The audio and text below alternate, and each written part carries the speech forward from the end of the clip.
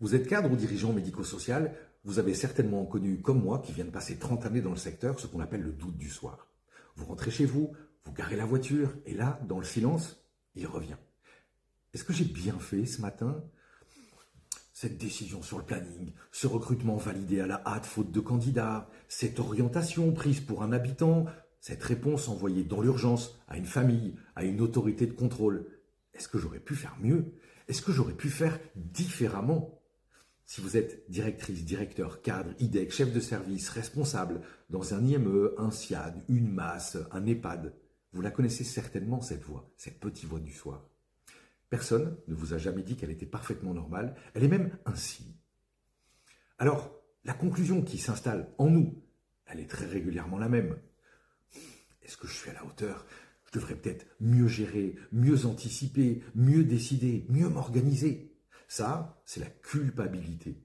Elle est discrète, elle est tenace.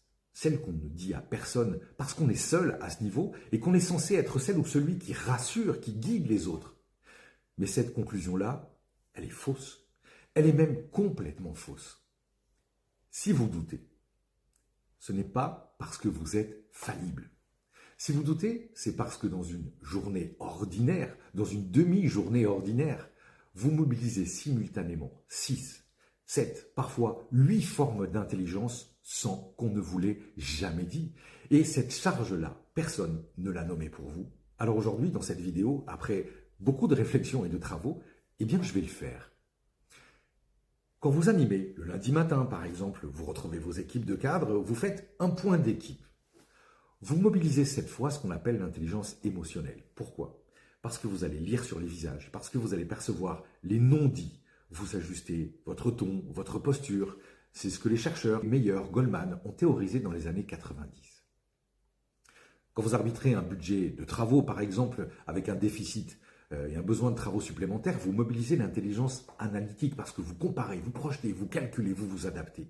Quand vous tranchez dans une situation que la procédure n'avait pas prévue, un événement indésirable, un conflit famille-soignant, une demande inattendue d'un mandataire, vous mobilisez l'intelligence pratique, ce que Robert Sternberg a appelé l'intelligence dure, savoir quoi faire quand rien n'est écrit.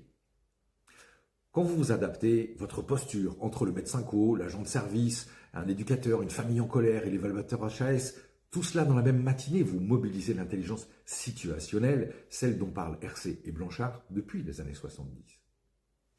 Quand vous orchestrez le CVS, la commission d'admission, le COPI, le projet d'établissement, vous mobilisez l'intelligence collective, celle que le chercheur français Pierre Lévy a posée comme une intelligence à part entière qui n'existe que dans la mise en relation.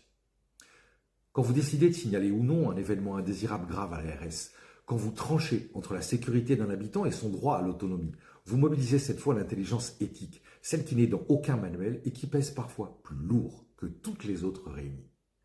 Quand vous anticipez une crise sanitaire, un départ d'IDEC, une visite d'inspection, vous mobilisez l'intelligence stratégique, la capacité de lire le temps long dans une décision au temps nécessairement court. Et quand vous rédigez un courrier à la famille d'un habitant qui vient de décéder, vous mobilisez l'intelligence relationnelle et langagière. Choisir et peser des mots justes dans le bon registre avec la bonne dose de chaleur. Tout ça dans une seule journée, parfois même dans une seule heure. Alors oui, vous doutez. Évidemment que vous doutez, mais le doute, ce n'est pas le signe que vous n'êtes pas à la hauteur. Le doute, c'est le signe que vous êtes en train de tenir dans la même journée ce qu'aucun cadre dans n'importe quel autre domaine n'aura jamais à faire. Le secteur sanitaire, social et médico-social est chronophage. Et malheureusement, il ne laisse pas le temps à nos intelligences de se nourrir. Parce que s'il y a bien une chose sur laquelle s'accordent tous les chercheurs, de Goldman à Sternberg, en passant par Lévy, c'est que l'intelligence, elle se nourrit. Elle se nourrit de quoi? Elle se nourrit de temps. Elle se nourrit de recul, de connaissances, d'échanges, de sérénité. Et c'est précisément ce temps-là qu'il vous manque.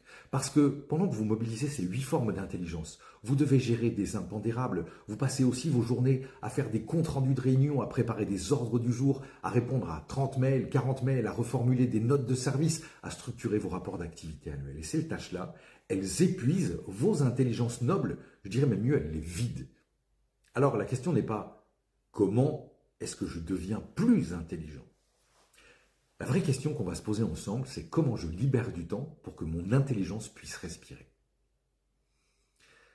C'est pour ça que je vous propose de regarder l'IA autrement. Pas l'intelligence artificielle qui vous remplace, pas les grandes promesses. Non, tout ça, on s'en fout, ça ne vous intéresse pas.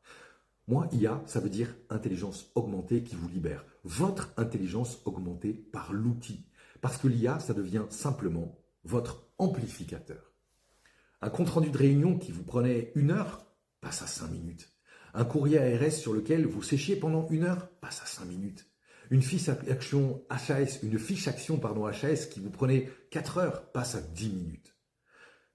Pas pour mieux décider à votre place, non. Vous décidez déjà mieux que personne.